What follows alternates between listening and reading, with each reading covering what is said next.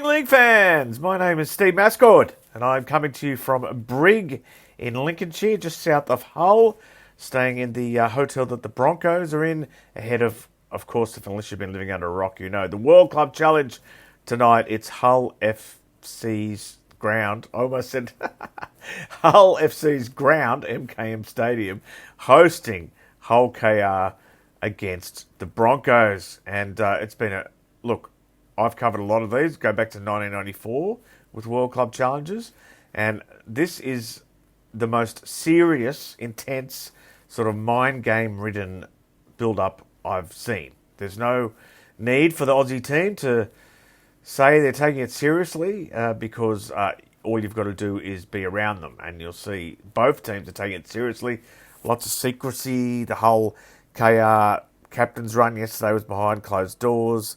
The Broncos are keeping their team quiet until the Super League deadline, while the Super League team have announced theirs under the NRL deadline. So it's quite, as I said, quite tense. The two coaches keen not to give too much away, and definitely a case of both teams being desperate to lift that trophy tonight, and it's far from a pre-season jolly for the NRL champions, as it has been some years. In fact, last year the game wasn't even played because Penrith said they couldn't fit it in with their Vegas commitments. Well, Hull KR are off to Vegas straight after this game. They could definitely fit it in. So I'm really stoked about the game tonight. I think it's going to be very cold. And it was very cold out there for the captain's run yesterday, and very cold just when I went out for dinner with the Courier Mail's reporter Peter Bedell last night, so I'm not looking forward to sitting up there in that stand. Last weekend I watched quite a few games. Well, I watched quite a bit of the two games I attended in the press room, just kind of ducking outside. You can't duck up to that press box at MKM. It's a mission. You're Sir Edmund Hillary getting up there, so I guess I'll be up there for the duration, and I'll be very well rugged up. But anyway, what have we got coming up for you today? Well, it's all going to be World Club Challenge focus. We're going to hear from Michael Maguire, the coach of the Broncos. We're going to hear from a couple of Hull KR players as well, Jai Whitfield and also Karl Lawton, two Aussie imports. And whatever else we can squeeze into the hour. In rugby league news, it's all been around the World Club Challenge. It's been around those team changes or possible team changes with the Broncos. Corey Pake's set to start the game instead of Ben Hunt, who will go back to the bench. Elsewhere, just looking at the news around the place, Michael Chammas has arrived up in Papua New Guinea. He's going to be the new GM of football at the Chiefs, and he's been talking to the media up there. Good luck with all that. Actually, it was great to see another journo turned administrator yesterday, Dave Donny. I hadn't seen him since he was still a journo. So he's now, of course, in case you don't know, the CEO over at the Broncos. So, aside from that, it's reasonably quiet. Still plenty of talk about Payne Haas and his decision to go to South Sydney. But aside from that, everyone's sort of getting ready for Las Vegas. Been a couple of long-term injuries since you last heard from me as well. Notably Blake Taff at Castleford, who only got to play one game for his new club, and he's out for the rest of the year. Leo Thompson at Canterbury, he's got an injury that's going to rule him out for 10 weeks. So that's not great. Why don't we go through the Rugby League birthdays and get on with the show. Thanks for joining us here on rugbyleague.com, where too much league isn't enough. Duncan Thompson, the great early player in Australian Rugby League. He was born on this day in 1895 and he died in 1980. Who else have we got in the... Matthew Kadimi, who was also an official of the French Rugby League later in his life. He was born on this day in 1964 and very sadly died in 2023. Very sad, died young. Who else we got? Mike Umanga, who's made a name for himself at Halifax as a centre.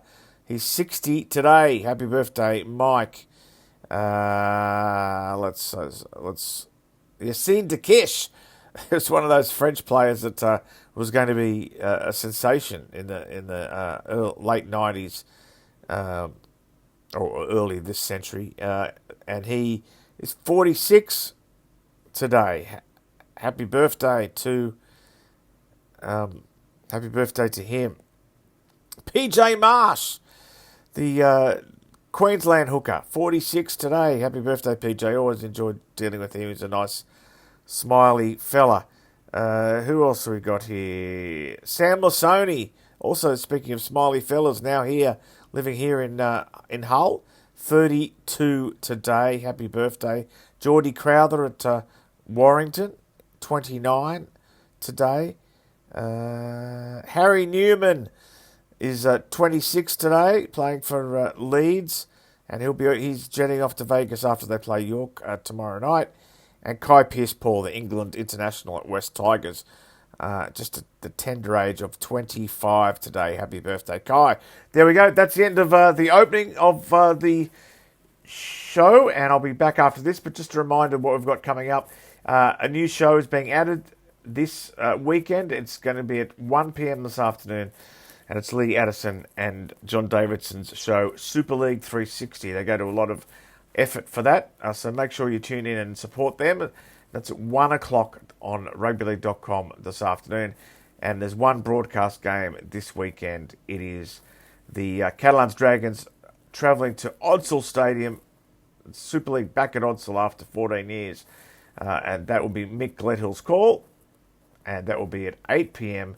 tomorrow night, UK time, in the UK. Right here on rugbyleague.com.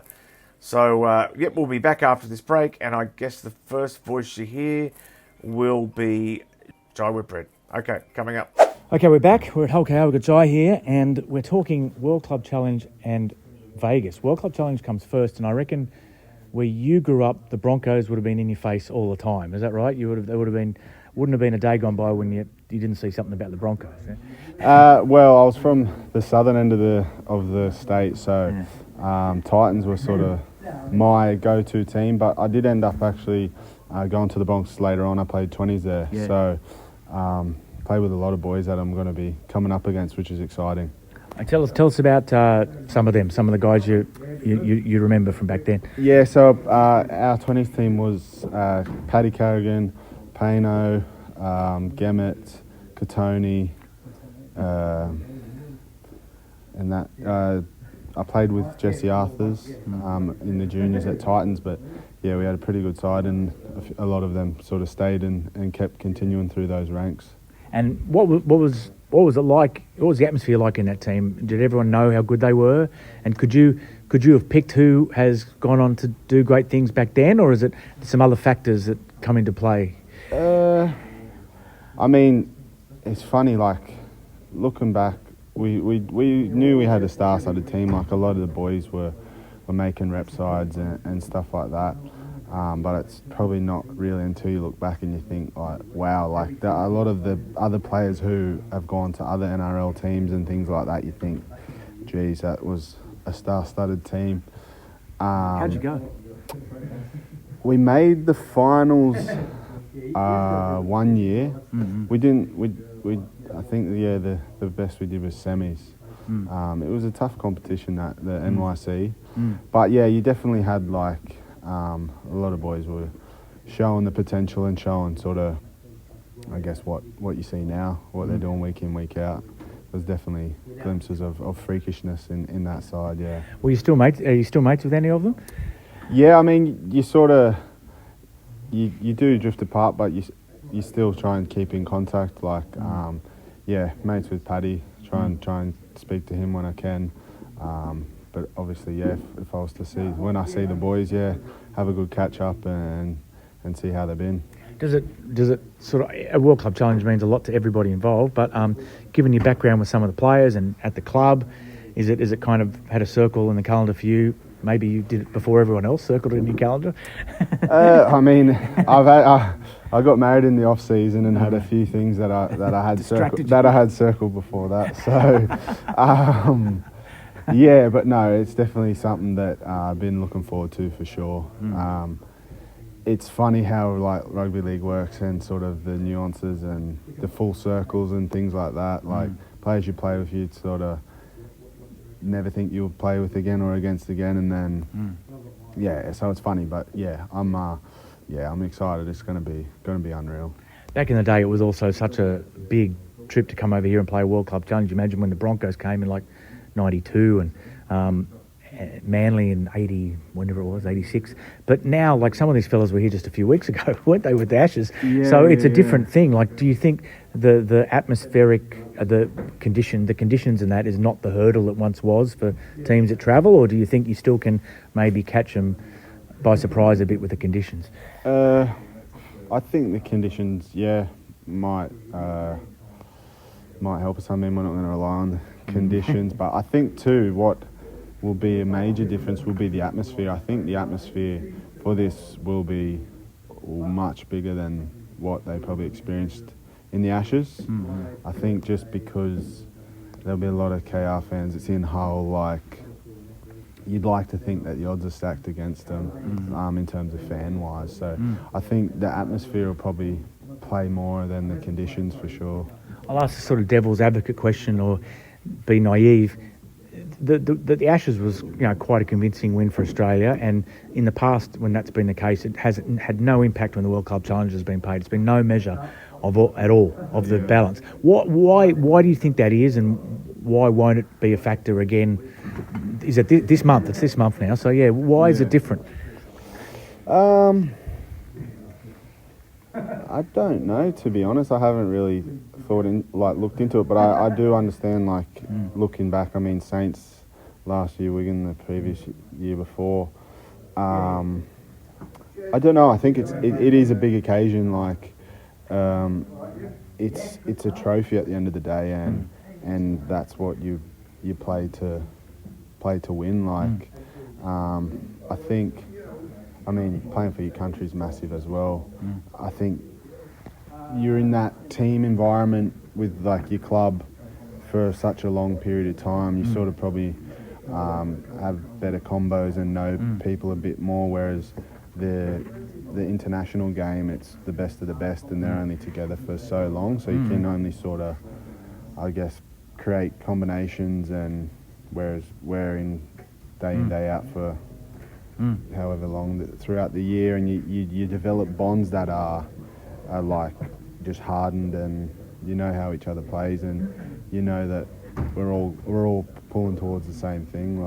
It might be a case of that. Yeah, and finally, that's a good theory. And finally, I was going to ask you about just the whole thing of coming over here and making your career over here, and how it's gone for you, and whether you think you're going to play out your career here, whether you go home when you've stopped playing, or whether you put down roots here.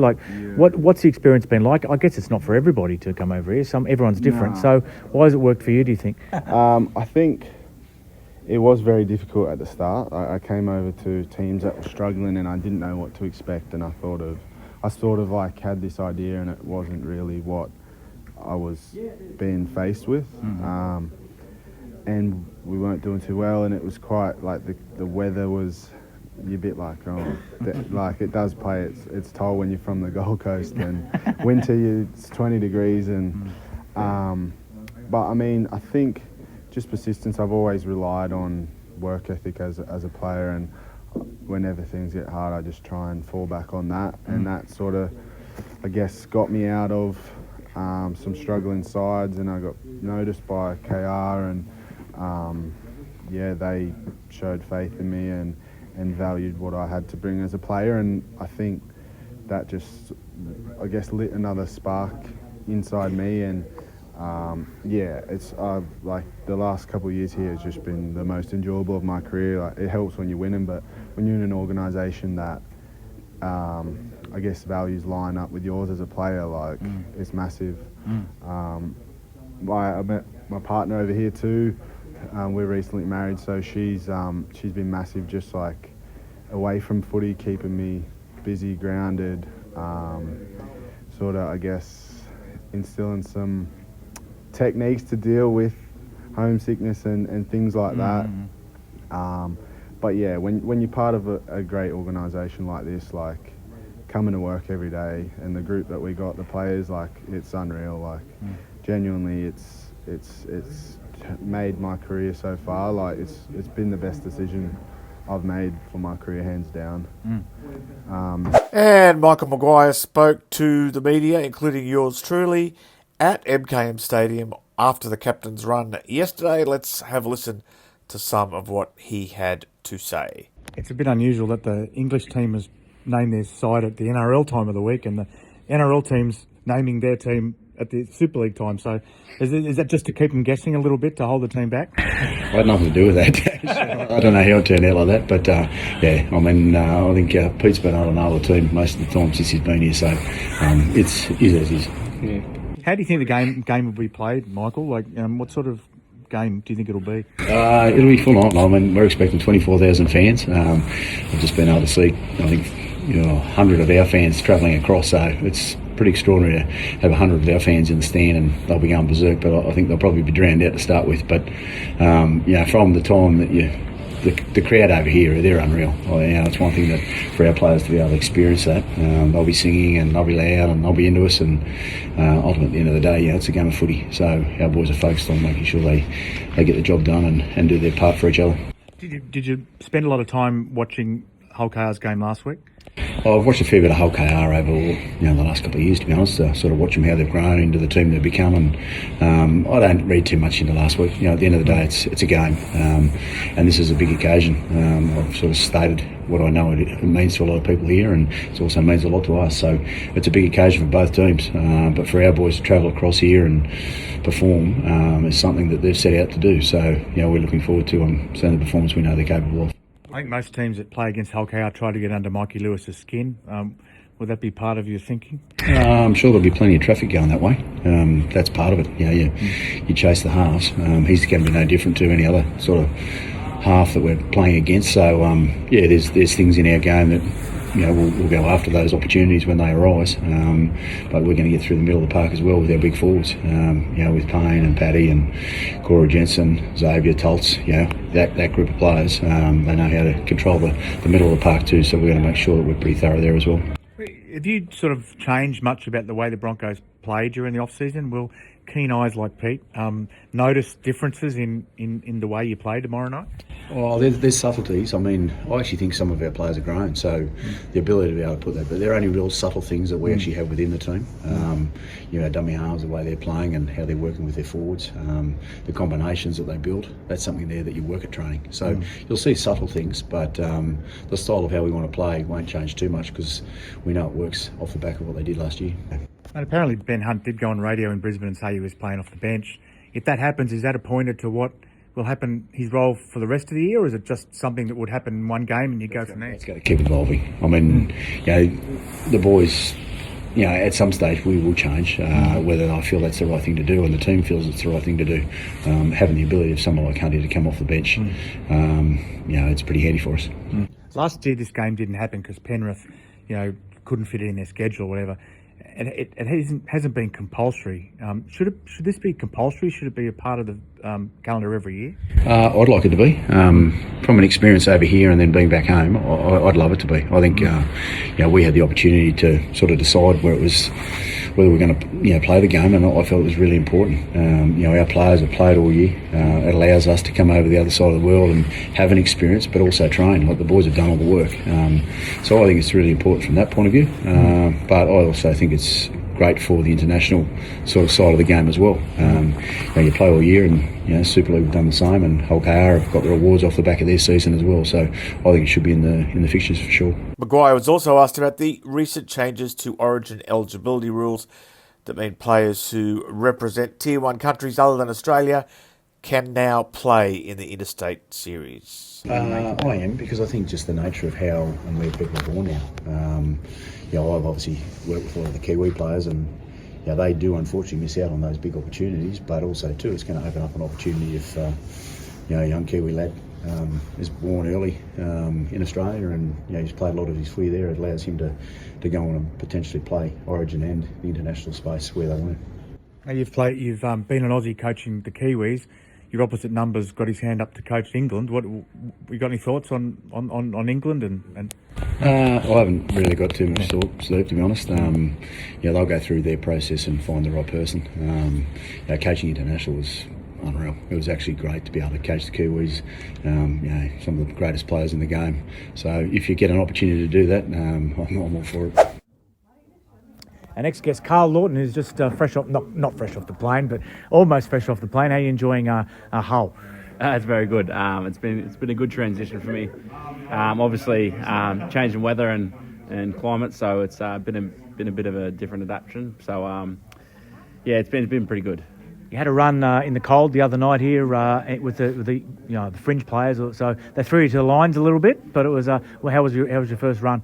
No, it was good. I thought the young fellas stepped up. I thought they were pretty strong little bunch. So it was definitely a tough game against a pretty quality opponent. So I thought the young fellas stepped up and done a lot better than I think we all expected. Now, where you grew up, the Brisbane Broncos, you wouldn't have gone a day without hearing the words Brisbane Broncos. So it's a pretty it's going to be a big game here in a couple of weeks, isn't it? How do you feel about that?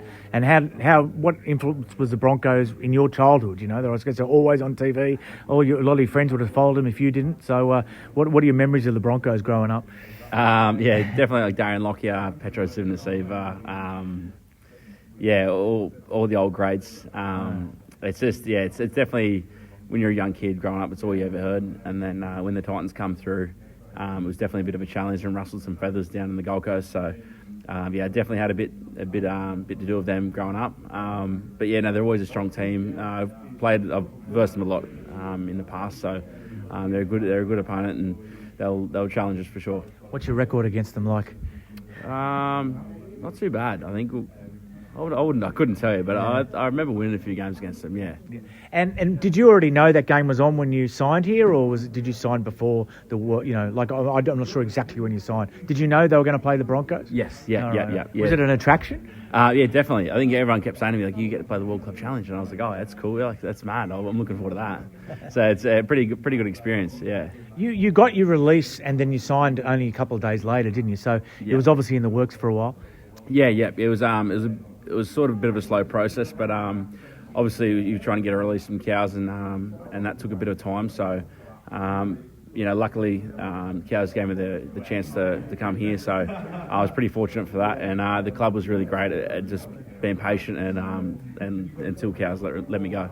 You've one of those fellas who've moved around a bit for footy, haven't you? You lived in Sydney, you lived in Auckland, obviously in North Queensland. You're from the Goldie, and now you're in Hull. So, what's it like moving around so much? You've moved. How many houses have you lived in since the start of your footy career? A lot, yeah. I think I just chase. I don't like sitting in the one place the whole time. I like change, and I try to chase opportunity. Wherever gives me the best shot is where I want to be, and especially when you get a good opportunity at a club like this that competes on everything, that's hungry and train hard. So it's too good to pass up. And with the success I've had in the 2025 season, I think it's silly not to take that opportunity.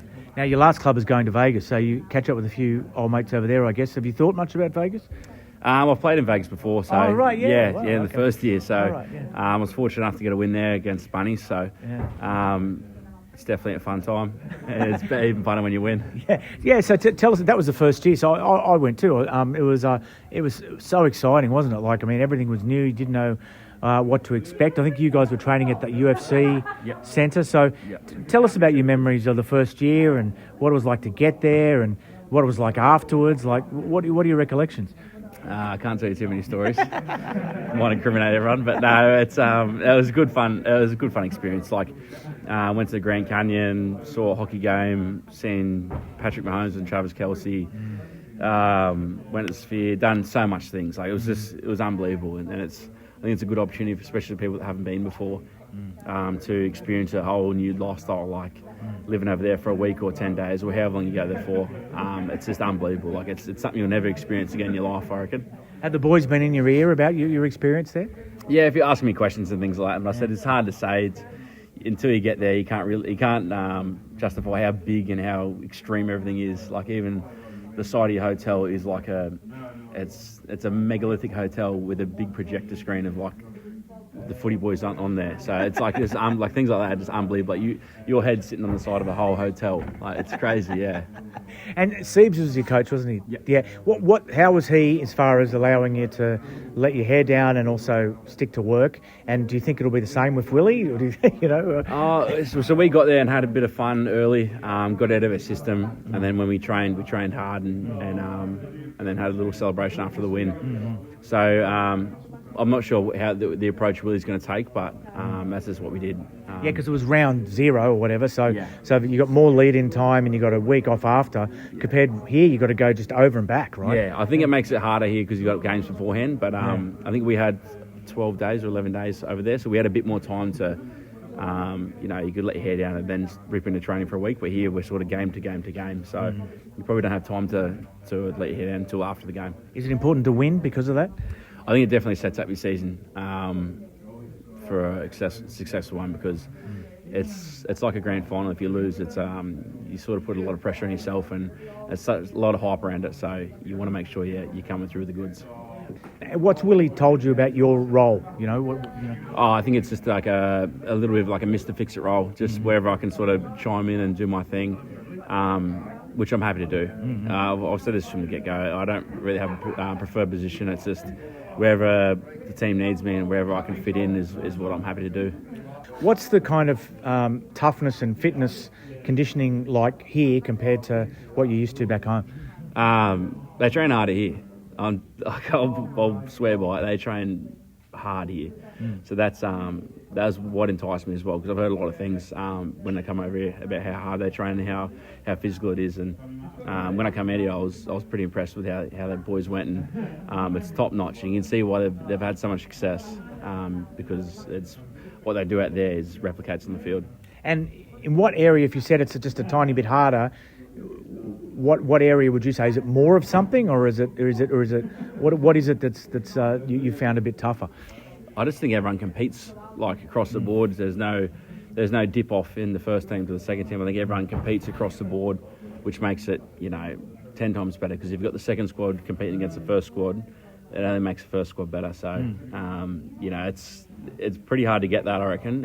As a club, it's hard to have that many quality players in amongst it, but this club's done really well with their recruitment and everything else, so I think it pays off. And why do you like training harder? Do you like to feel fitter after training, or do you actually think it makes you a better player? Oh, it definitely makes you a better player, and it proofs in the pudding with the way they've gone with their success. So I think it's a bit of a no-brainer. The harder you train, the better you play, and I think it's the philosophy of life. The harder you work, the luckier you are. Yeah. Would you like to finish your career over here? Would you like to have a season or two back home? What are your thoughts?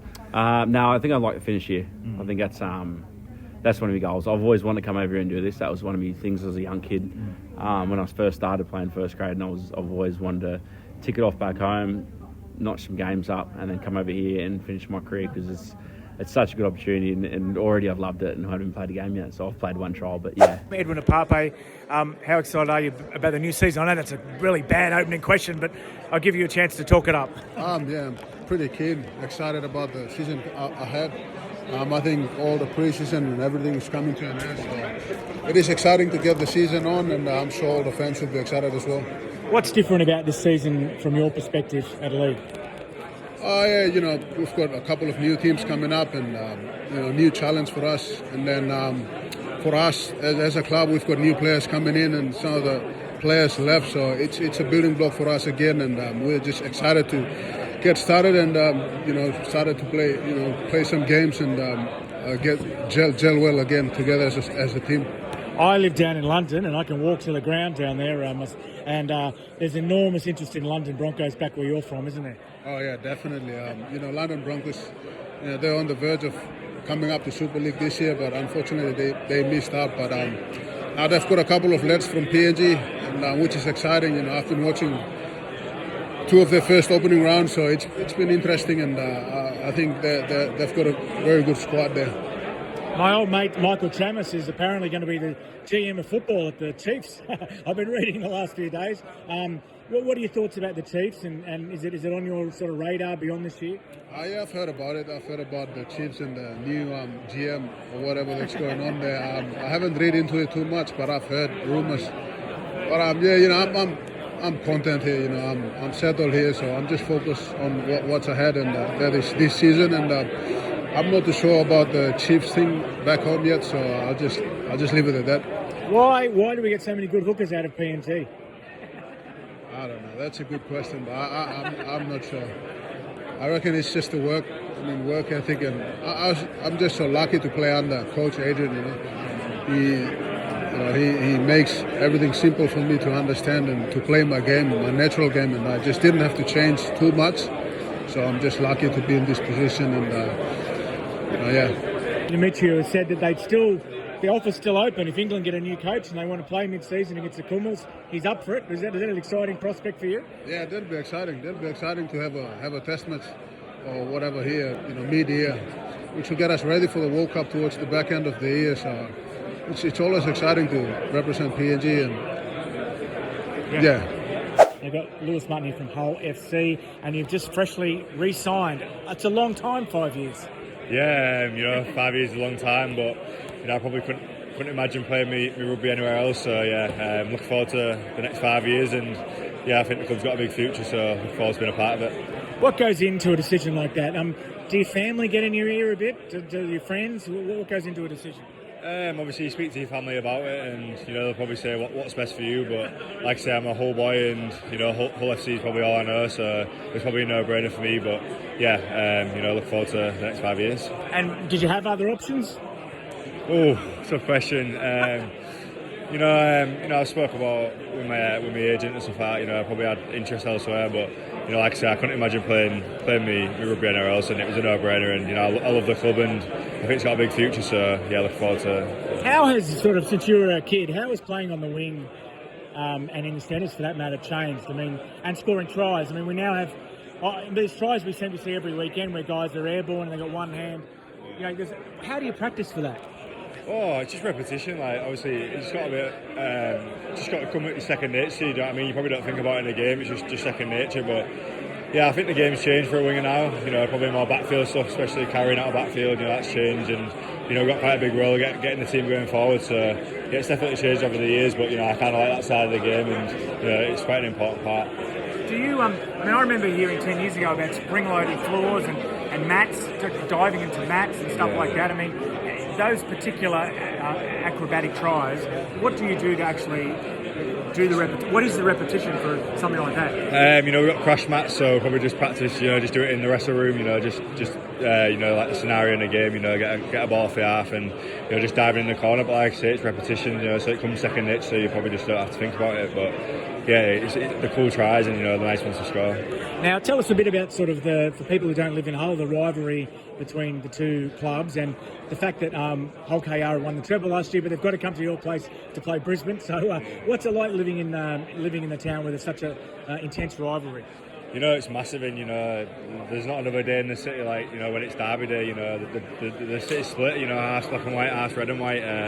The atmosphere is a different level, and like I say, I think it's the biggest derby in the sport. And if you ever get a chance to go to the game, it's some experience, and it's one that it's a joy to play in. So looking forward to playing them 3 times this year, and hopefully we get the better of them. Will you go to the World Club Challenge to watch? Definitely not. I'll probably be sat at home watching it, but I won't be going to watch them in the World Cup Challenge. It's just not the done thing, huh? No, it's not for me, no. Now, everyone's tipping you guys to continue to improve this year. What other areas do you think that you have to sort of touch up on to just go that next step? It's a tough one, really, but we've brought quite a lot of experience in our forward pack, a lot of winners' mentality, and they've brought that into pre-season, to the rest of the group. So. Probably a bit of consistency as well. I think we fell short on games that we probably were favourites to win, and then we probably go the week after and where we were underdogs and we probably turn teams over. So I think teams have probably got a bit more expectation for us this year. So we've got to go into every game with a better mentality, and obviously hopefully we come out in the 6 at the end of the year.